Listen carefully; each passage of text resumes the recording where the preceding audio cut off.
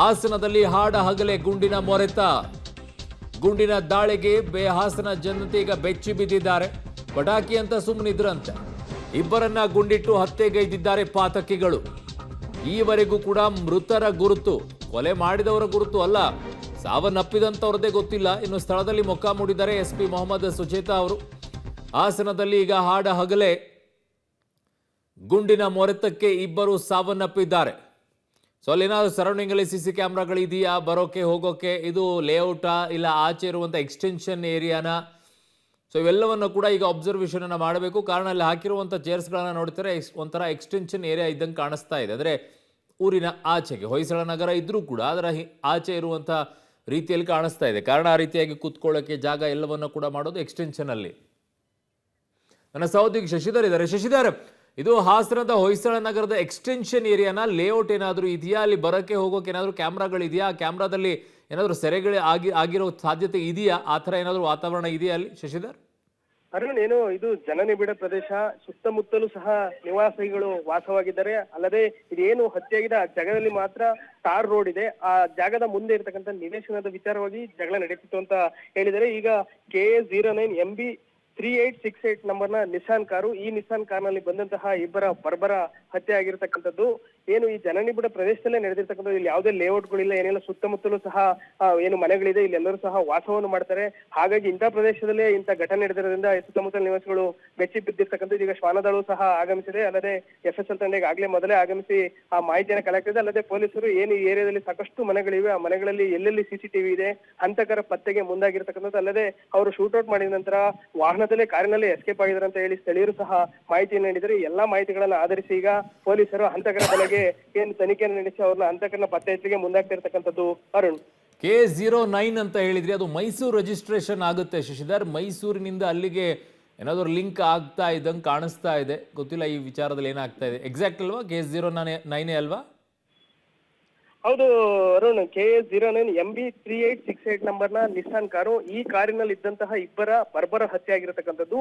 ಆದ್ರೆ ಬೇರೆ ಕಾರಿನಲ್ಲಿ ಬಂದವರು ಗುಂಡು ಹಾರಿಸಿ ಹತ್ಯೆ ಮಾಡಿ ನಂತರ ಅಲ್ಲಿಂದ ಎಸ್ಕೇಪ್ ಆಗಿದ್ದಾರೆ. ಆದ್ರೆ ಇದು ಜನನಿಬಿಡ ಪ್ರದೇಶ, ಯಾವುದೇ ಇಲ್ಲಿ ಏನು ಯಾರದೇ ಜನ ಬರ್ತಾ ಇರ್ತಕ್ಕಂಥ ಪ್ರದೇಶ ಇಲ್ಲ. ಆದ್ರೆ ಈ ಒಂದು ನಿವೇಶನದ ವಿಚಾರವಾಗಿ ಆಗಿರ್ತಕ್ಕಂಥ ಸಾಕಷ್ಟು ಜನ ಸ್ಥಳೀಯರು ಪೊಲೀಸರಿಗೆ ಇದೇ ಮಾಹಿತಿಯನ್ನ ನೀಡ್ತಾ ಇದೆ. ಈಗಾಗಲೇ SP ಅವರು ಸ್ಥಳದಲ್ಲೇ ಇದ್ದು ಹಂತಕರ ಏನು ಬಂಧನಕ್ಕೆ ತಂಡಗಳನ್ನ ರಚಿಸಲಿಕ್ಕೆ ಈಗಾಗಲೇ ಅಲ್ಲಿರ್ತಕ್ಕಂತಹ ಅಧಿಕಾರಿಗಳಿಂದ ಸಹ ಚರ್ಚೆಯನ್ನ ನಡೆಸ್ತಾ ಇದ್ರೆ. ಅಲ್ಲದೆ ಏನು ಜನನಿಬಿಡ ಪ್ರದೇಶ ಆಗೋದಾದ್ರೆ ಶಶಿಧರ್, ಯಾರಾದರೂ ಸ್ಥಳೀಯವಾಗಿ ಪ್ರತ್ಯಕ್ಷವಾಗಿ ಇದನ್ನ ನೋಡಿದ್ರಾ, ಹೇಗಾಯ್ತು ಘಟನೆ ಅಂತ ಯಾರಾದರೂ ಪ್ರತ್ಯಕ್ಷ ಸಾಕ್ಷಿಗಳಿದಾರ ಅಲ್ಲಿ?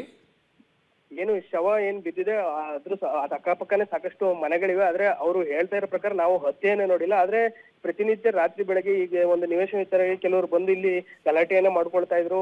ಹಾಗಾಗಿ ನಾವು ಪ್ರತಿನಿತ್ಯ ಆಗ್ತಾ ಇರ್ತಕ್ಕಂಥ ಗಲಾಟೆ ಅಂತ ಹೇಳಿ ನಾವು ಸುಮ್ಮನೆ ಆದ್ವು ಅಂತ ಅಷ್ಟೇ ಮಾತ್ರ ಹೇಳ್ತಾರೆ. ಅದಾದ ಬಳಿಕ ಪಟಾಕಿಯ ಸದ್ದು ಬಂದಂಗೆ ನಮಗೆ ಕೇಳ್ತು.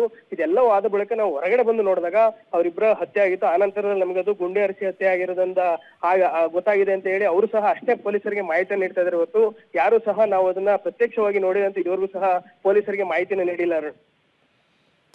Okay Shashidhar, but very shocking. ಈ ಥರ ಹಾಸನದಲ್ಲಿ ಗುಂಡಿನ ಮೊರೆತಗಳೆಲ್ಲ ತುಂಬ ಕಡಿಮೆ ಇದ್ದಿದ್ದು, ಮಚ್ಚು ಲಾಂಗು ಎಲ್ಲ ಝಳಪಿಸ್ತಾ ಇದ್ದಿದ್ದು. ಬಟ್ ಗುಂಡಿನ ವಿಚಾರದಲ್ಲಿ ಬಹಳ ಕಡಿಮೆ ಅಲ್ವಾ ಹಾಸನದಲ್ಲಿ? ಶಶಿಧರ್, ನನ್ನ ಧ್ವನಿ ಕೇಳಿಸ್ತಾ ಇದೆಯಾ? ಹೌದವ್ರಣ್ಣ, ಏನು ಇತ್ತೀಚೆಗಷ್ಟೇ ಕಳೆದ 15 ದಿನಗಳ ಹಿಂದೆ ಕೋಟ್ಯಾತರ ರೌಡಿ ಚೈಲ್ಡ್ ರವಿಯನ್ನ ಮಚ್ಚಿನಿಂದ ಕೊಚ್ಚಿ ಬರ್ಬರವಾಗಿ ಹತ್ಯೆ ಆಯಿತು. 2 ದಿನದಲ್ಲಿ ಹಂತಕರನ್ನು ಸಹ ಸೆರೆಹಿಡಿಯಲಾಯಿತು. ಅದಾದ ಬಳಿಕ ಏನು ಈಗ ಗುಂಡಿನ ಸದ್ದು ಹಾಡುವಾಗಲೇ ಕೇಳಿರ್ತಕ್ಕಂಥದ್ದು. ಇದುವರೆಗೂ ಸಹ ಹಾಸನದಲ್ಲಿ ಬಹುತೇಕ ಮಚ್ಚು ಲಾಂಗುಗಳೇ ಹೆಚ್ಚಾಗಿ ಜಳಿಸಿದ್ದು.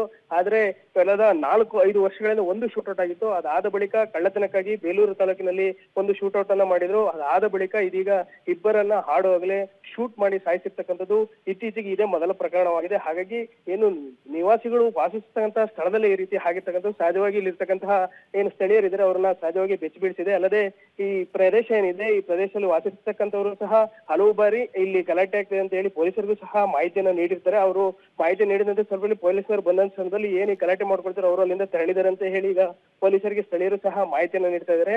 ಮೇಲ್ನೋಟಕ್ಕೆ ಹಾಗೂ ಸ್ಥಳೀಯರ ಮಾಹಿತಿ ಪ್ರಕಾರ ಆ ನಿವೇಶನ ಜಾಗದ ಒಂದು ವಿಚಾರಕ್ಕೆ ಹತ್ಯೆ ನಡೆದಿರುವುದು ಅಂತ ಶಂಕೆ ವ್ಯಕ್ತವಾಗಿರ್ತಕ್ಕಂಥದ್ದು. ಅರುಣ್, ಓಕೆ, ಹಾಗೆ ಸಂಪರ್ಕದಲ್ಲಿ ಶಶಿಧರ್ ವಾಪಸ್ ಬರ್ತೀನಿ ನಿಮ್ಮ ಹತ್ರ. ಸೊ ಕಾರ್ ನಂಬರ್ನ ಕೂಡ ಹೇಳ್ತಾ ಇದ್ವಿ, KA09 ಮೈಸೂರಿನ ರಿಜಿಸ್ಟ್ರೇಷನ್ ಆಗಿರುವಂತಹ ಕಾರು. ಸೊ MB6838 ಇನ್ನೊಂದ್ಸಲ ಅದನ್ನು ಕನ್ಫರ್ಮ್ ಮಾಡ್ಕೊಳ್ತೀನಿ ನಾನು. ಆ ನಂಬರ್ ಆಗೋದಾದರೆ ಯಾರದ್ದು ಈ ಕಾರು ಏನು ಅಂತ ಹೇಳಿ ನೋಡಬೇಕು. ಈಗ ಸದ್ಯಕ್ಕಂತೂ ಮೈಸೂರು ರಿಜಿಸ್ಟ್ರೇಷನ್ ಇರುವಂಥ ಕಾರಿನಲ್ಲಿ ಓರ್ವ ಗುಂಡೇಟಿಗೆ ಬಲಿಯಾಗಿರೋದು, ಅದರ ಆಚೆ ಒಬ್ಬನು ಬಿದ್ದಿದ್ದಾನೆ. ಸೊ ಹಾಡಹಗಲೇ ಹಾಸನದ ಹೊಯ್ಸಳ ನಗರದಲ್ಲಿ ಈ ರೀತಿಯಾಗಿ ಕೊಲೆಯಾಗಿದೆ. ರೀಸೆಂಟಾಗಿ 15-20 ದಿನಗಳ ಹಿಂದೆ ಮಚ್ಚಿನಲ್ಲಿ ಹೊಡೆದಾಕಿ ಒಂದು ಕೊಲೆಯಾಗಿತ್ತು. ಈಗ ಗುಂಡಿನಿಂದ ಹೊಡೆದು ಕೊಲೆಯನ್ನು ಮಾಡುವಂಥದ್ದು ಹಾಸನದಲ್ಲಾಗಿದೆ. ಯಾವ ಹಿಡಿತವೂ ಕೂಡ ಇಲ್ವಾ ಅಲ್ಲಿ? ಕಾನೂನು ಸುವ್ಯವಸ್ಥೆ ಈಗ ಹೋಗ್ತಾ ಇದೆಯಾ? ಕಾರಣ ಇಷ್ಟೇ, ಅಲರ್ಟ್ ಆಗಬೇಕಾಗಿತ್ತು. ಮೊನ್ನೆ ಒಂದು ಮರ್ಡರ್ ಆದ ನಂತರ ಇಮಿಡಿಯೇಟಾಗಿ ಅಲರ್ಟ್ ಆಗಬೇಕಾಗಿತ್ತು. ಬಟ್ ವೈಯಕ್ತಿಕವಾಗಿರುವಂಥ ವಿಚಾರಗಳಲ್ಲಿ ಕೊಲೆ ಆದರೆ ಪೊಲೀಸರು ಏನು ಮಾಡೋಕ್ಕಾಗತ್ತೆ? ಎಲ್ಲ ರೋಡಲ್ಲಿ ನಿಂತ್ಕೊಳ್ಳೋಕ್ಕಾಗತ್ತಾ?